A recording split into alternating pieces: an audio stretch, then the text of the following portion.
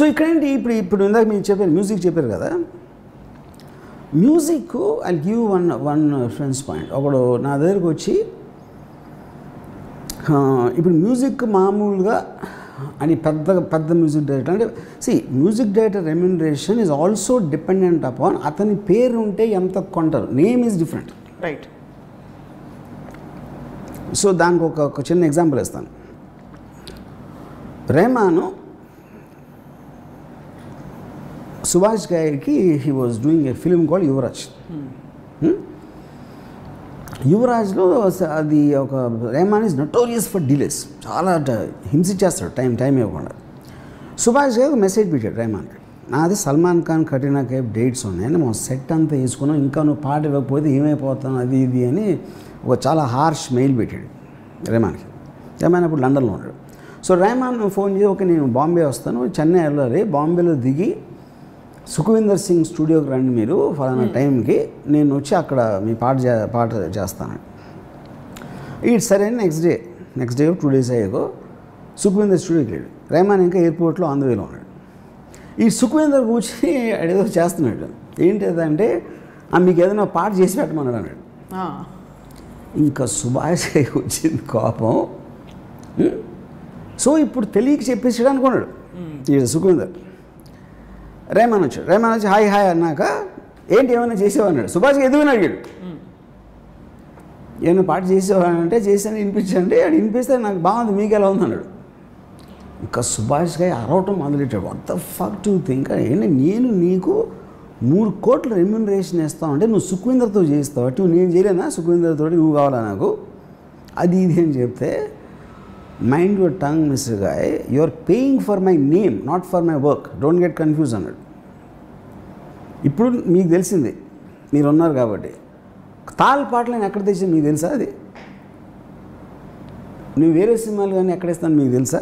అది నా డ్రైవర్ చేయొచ్చు, నా మాలీ చేయొచ్చు, నేను ఎవరి దగ్గర కొనుక్కోవచ్చు, ఏదైనా చేయొచ్చు. నా పేరు ఇస్తున్నా, మ్యూజిక్ బై ఏఆర్ రెహమాన్ అని చెప్పడానికి మీరు నాకు డబ్బులు ఇస్తున్నారు. పాయింట్ 1. పాయింట్ 2, మీకు నచ్చిందా లేదా చెప్పండి. ఇది మీరు నచ్చకపోవచ్చు. నేనేమన్నాను మీకు బాగుందా అని అడిగే తీసుకోండి అనలేదు కదా.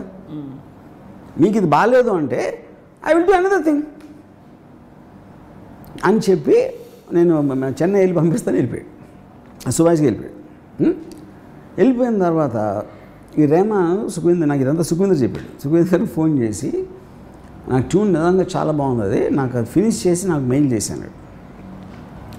అయిపోయింది 1 year అయిన తర్వాత వీడు రెహమాన్ మేనేజరు ఒక 5 లక్షలు చెక్ అది పంపించాడు సుఖవీందర్కి. ఏంటి ఇది చెక్ అంటే, మీరు యువరాజ్కి ఏదో పాట చేశారంట కదా, రెహమాన్ అది వేరే వరకు అమ్మాడు, మీ షేర్ కింద 5 లక్షలు పంపమని చెప్పి అన్నాడు. ఎవరికి అమ్మాడు? స్లమ్ డాగ్ మిల్లర్ జైహో పాట అది. జైహో సాంగ్. ఇప్పుడేంటి సుభాష్ గారికి అంత ఎక్స్ట్రాడినరీ మ్యూజిక్ టేస్ట్ ఉండి జైహో సాంగ్ నచ్చలేదంటే ఎలా చెప్తారు మీరు? అది ఆయన మైండ్ స్టేట్, ఆయనకు ఉన్న కోపం, ఆయన సిచ్యువేషన్ సరిపోవు, ఏదో 100 కారణాలు ఉంటాయి దానికి. ఓకే, సో ఇప్పుడు ఒక లాజిక్ ఏంటి, మ్యూజిక్ డైరెక్టర్కి ఎంత ఇవ్వాలి అంటే, మీరు వాడి పేరు వాడితే ఆడియో కంపెనీ ఎంత ఇస్తుంది, వాడికి ఫ్యాన్ ఫాలోయింగ్ ఉందా, వాడి పేరు ఉంటే ఎంతమంది యూట్యూబ్ వ్యూస్ వస్తాయా, ఇదొక గేజ్. రెండోది అసలు పాట అంత నచ్చింది జనాలకంటే అన్నోన్ పర్సన్ పాట నచ్చేస్తుంది ఒకటి. అంతమంది ఇప్పుడు coverage music director first time చేసాడు అది, and he sold more than Rahman. అది పాయింట్ కాదు. 3వ పాయింట్ ఏంటి, అసలు యాక్చువల్గా ఎంత కాస్ట్ అవుతుంది సాంగ్కి. దానికి ఒక ఎగ్జాంపుల్ చెప్తాను. నా దగ్గర వాడు వచ్చి ఒక పాట వినిపించాడు, అది ఒక ఆర్కెస్ట్రేషన్ ఎక్స్ట్రాడినరీగా ఉంది. నేను అసలు అలాంటిది ఏం లేదు ఇప్పుడు, అంటే అకాస్టిక్ సౌండ్స్ కానీ ట్రంబోన్స్ చాలా డిఫరెంట్ ఇది ఉంది. సో నేను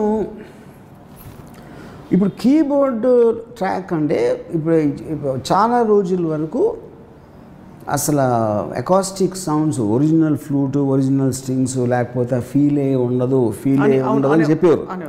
ఒక స్టేజ్లో ఏమైందంటే ఇది ఇచ్చే సౌండ్ వాళ్ళు ఇవ్వలేకపోతున్నారు మోస్ట్లీ.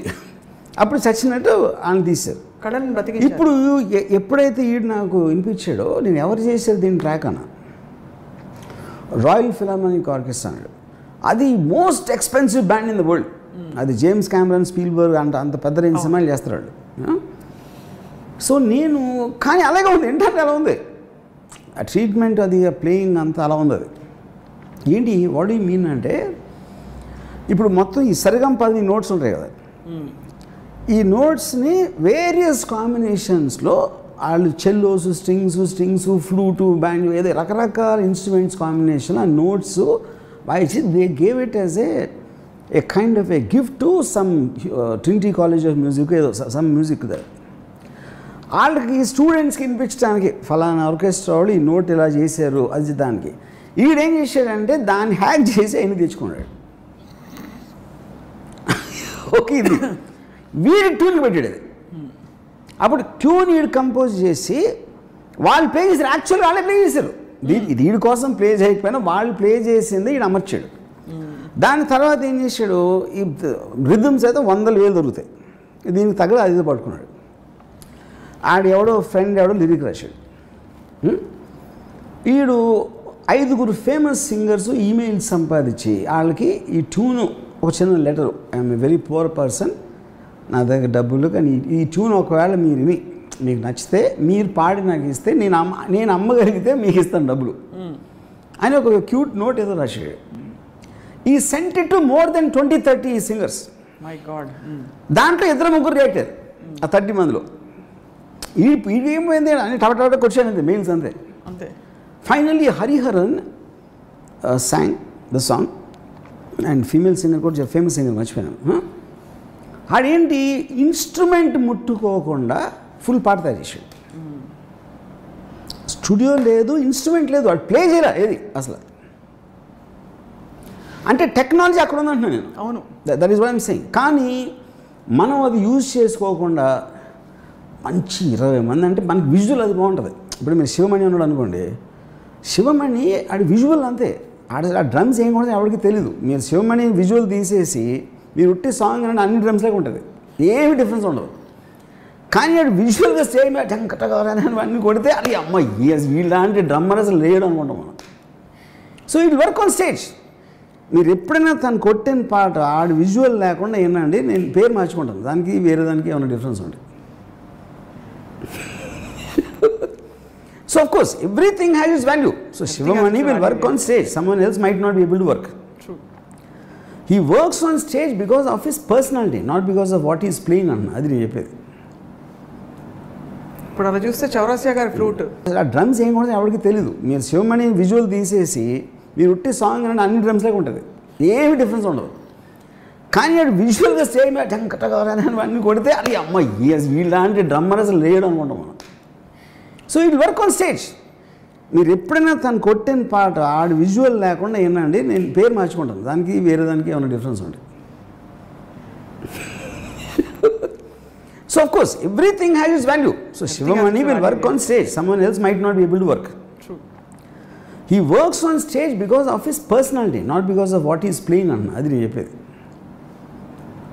ఇప్పుడు అలా చూస్తే చౌరాసియా గారి ఫ్లూట్